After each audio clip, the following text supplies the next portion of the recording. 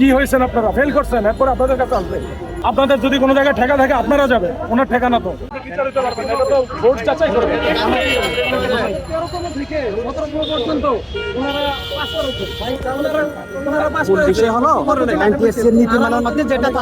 বিভিন্ন দিকে আটক হয়েছে তো 5 জন হবে। এদের নীতিমালার বিপরীতে এরা কাজ করছে। মূলত আন্দোলনটা হচ্ছে আমাদের এটার জন্যই। এদের নীতিমালায় আছে। এখন আপনি আন্দোলন করবেন, ঠিক আছে, ওনাদের সাথে মিটিং করেন, টেবিলে কথা বলেন। আপনি এসে প্রেস ক্লাবে সকালবেলায় সবচেয়ে ব্যস্ত রাস্তা আটকে দিয়ে বসে আছেন। আপনার দাবি কি উপদেষ্টা মহোদয় এই জায়গায় এসে আপনার সাথে কথা বলতে হবে? কেন? আপনাদেরকে বললাম আমরা নিয়ে যাচ্ছি, আপনারা সচিবালয়ে চলেন না, আপনারা প্রতিনিধি পাঠাবেন না, আপনাদের কাছে আসতে হবে ওনাকে। কি হয়েছেন আপনারা ফেল করছেন, এরপর আপনাদের কাছে আসবে। আপনাদের যদি কোনো জায়গায় ঠেকা থাকে আপনারা যাবে, ওনার ঠেকা না তো। উনি একটা বোর্ড করে দিচ্ছে, বোর্ড আপনারা ফেল দিচ্ছে। রিভিউ করতে হলে আপনার গিয়ে আবেদন করতে হবে। আপনি রাস্তায় আপনি রিভিউ করলে হবে না, রাস্তায় উপদেষ্টাকে নামায় আনতে চাইলে হবে না।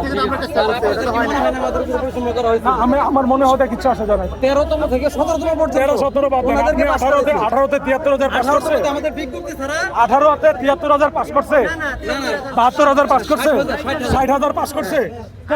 আমিও একজন ওইখানে আমি তাহলে আর কি আমার ফেল হয়ে আমি একজন। এই ঈদে জামা জুতো অ্যাক্সেসরিজের ডিসকাউন্ট। বুঝছেন? তো আমার উপর তো বৈষম্য করা হয়েছে, এটা বুঝতে হবে তো ভাই। বুঝতে হবে। আপনি পাসও করছেন ফেলও করছেন 18তে। হ্যাঁ, দুইটাতে দিছি, একটা পাস আসছে আর একটা ফেল আসছে। তাহলে বোঝেন তার মানে এই জায়গায় সমস্যা না। আমি বলি যে 13তম থেকে মেইন ব্যাপারটা হলো যোগ্য প্রার্থী নির্বাচন করা হতো, তাহলে সমস্যা হতো। আরবিকে পাস করছি আর লেকচারার আরবিক ফেল গেছে।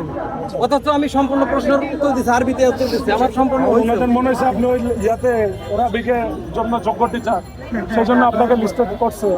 এটার জবাব তো আমরা দিতে পারবো না রাস্তাঘাটে। আপনি যদি এসে মানুষের জন্য রাস্তা বন্ধ করে দেবেন, মানুষ তো আপনার এই প্রশ্নের উত্তর দেবে না। 13তম থেকে 17তম পর্যন্ত নীতিমালা অনুযায়ী ওনাদেরকে যেভাবে পাস করেছে, 18তম থেকে আমাদেরকে এইভাবেই পাস করাবে। নিয়ম বহির্ভূত ভাবে আমাদেরকে 20,000 ক্লাস ফেল করাইছে। এটা সম্পূর্ণ অন্যায়, অযৌক্তিক।